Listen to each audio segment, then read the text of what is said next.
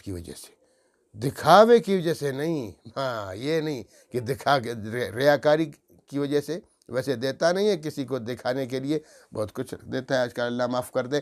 ہم سب دکھاوے کی خاطر کرتے ہیں. یہ ہمارے ختموں کو دیکھو، ختم قرآن و حدیث میں ختم قرآن کا ذکر نہیں ہے. خود کرو، خود اپنے گھر میں خود پڑھو، بیوی بچوں سے پڑھواؤ، اس کو ختم قرآن کہتے ہیں. شریعت تو اس چیز کا سبق دیتی ہے. لیکن ہم لوگوں نے کیا کر دیا؟ ہم لوگ جناب دکھاوے کے لیے پورے علاقے میں مشہور کر دیا، فلان دن ختم ہے، ختم قرآن ہے. لوگوں کو جمع کرتے ہیں، پھر دعوت ہوتی ہے. وہ خیرات نہیں ہوتی، وہ دعوت ہوتی ہے. خیرات کس نے کہا؟ یہ خیرات کہتے ہیں اللہ کی خاطر کسی مفلس کی مدد کرنا. یہاں تو تم سارے گرو گھنٹالوں کو جمع کرتے ہو، جناب وہ پیسے والوں کو جمع کرتے ہو، انہی کو کھلاتے پلاتے ہو، پھر بعد میں غریب کے لیے بچتا ہے تو ٹھیک ہے، نہیں تو ختم ایسی بھوکا چلا جائے. یہ ہوتی ہے خیرات. یہ دعوت کہو، اس کو خیرات نہ کہو. خیرات ایسی نہیں ہوتی. خیرات صرف کہتے ہیں اللہ کی خاطر اپنے مال کو دینا کسی حقدار کو، اس کو کہتے ہیں. کسی کی بیوہ کے گھر میں بوری آٹے کی بوری جا کے دے دو، جہاں وہاں اس کو راشن دلا دو، یہ ہے خیرات. یہ تھوڑی خیرات ہوتی ہے کہ جناب لوگوں کو جمع کر دیا، ان کو کھلایا پلایا. ہر مہینے میں جناب بکرا ذبح ہو رہا ہے، بیل ذبح ہو رہا ہے، اور پھر اس کو تقسیم کر کے لوگوں کو دے رہے. ٹھیک ہے، یہ دعوت کہہ سکتے ہو، اس کا بھی ثواب ہے، لیکن اس میں دکھلاوا زیادہ ہے، اس میں ریاکاری زیادہ ہے. خدا کی خاطر ہی کیا کرو، اور جو حقدار ہے ان کو دیا کرو، اور جو حقدار نہیں ہے آپ ان کو کھلا پلا رہے ہو. تو لہٰذا وَآتَ الْمَالَ عَلَىٰ حُبِّهِ، اپنے مال کو دیا کرو اس اللہ کی محبت کی وجہ سے. تو جب اللہ کی محبت کی وجہ سے مال دینا ہے تو جس طرح اللہ نے کہا ہے اس طرح دونا ہے. اللہ نے کیا کہا ہے کہ وہ بھی آگے آئیں گی، وہ خود اللہ تعالیٰ فرماتے ہیں کہ کس کس کو دینا ہے. ذوی القربیٰ، رشتہ داروں کو. سب سے پہلے رشتہ داروں کا حق ہے، جو غریب مسکین تمہارے رشتہ دار ہیں ان کو دیا کرو. والیتامیٰ، اور یتیموں کو دیا کرو. ہاں، جو یتیم ہے، جن کے باپ مر چکے ہیں، ان کی کفالت کرنے والا کوئی نہیں ہے، ان کی کفالت کرو. اللہ کے رسول نے کیا فرمایا؟ وَكَافِلُ الْيَتِيمِ كَهَاتَيْنِ.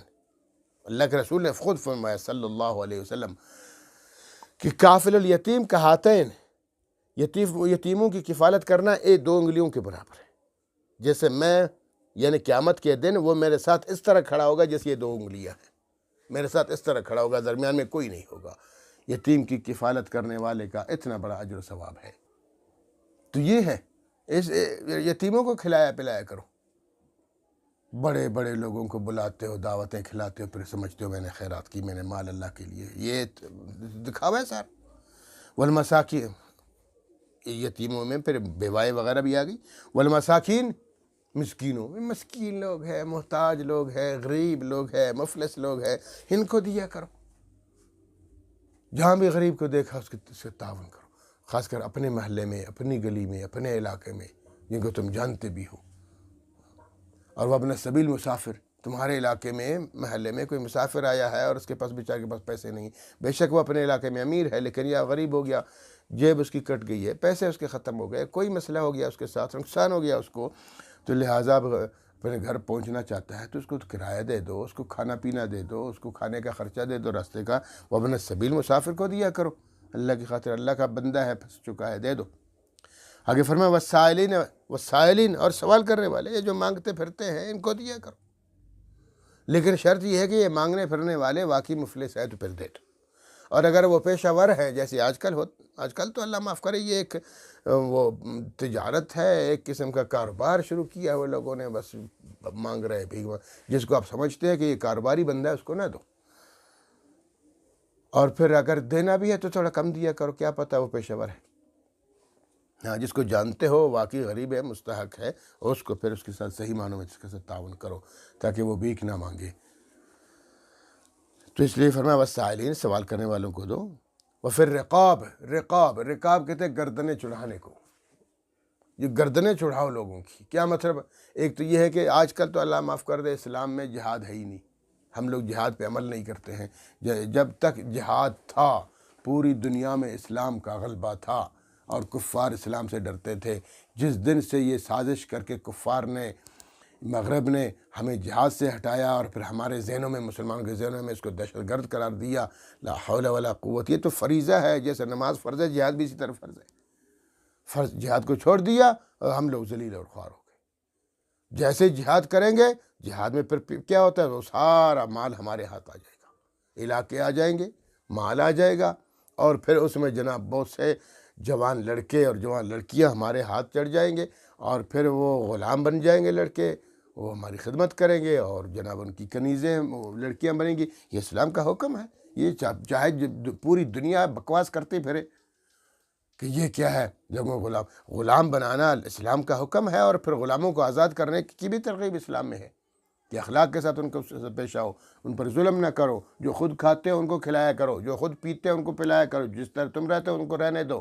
ہاں، یہ تو پھر ترغیب بھی دی ہے اسلام نے کہ وہ اس طرح نہیں کہ جانوروں کی طرح رکھو ان کو، اسلام نے ترغیب بھی دی ہے۔ لیکن اسلام کا ایک حکم ہے، جہاد ہے، جہاد کی برکت ہے، اس میں مال بھی آتا ہے، اس میں غلام بھی آ جاتے ہیں، اس میں کنیزیں بھی آتی ہیں۔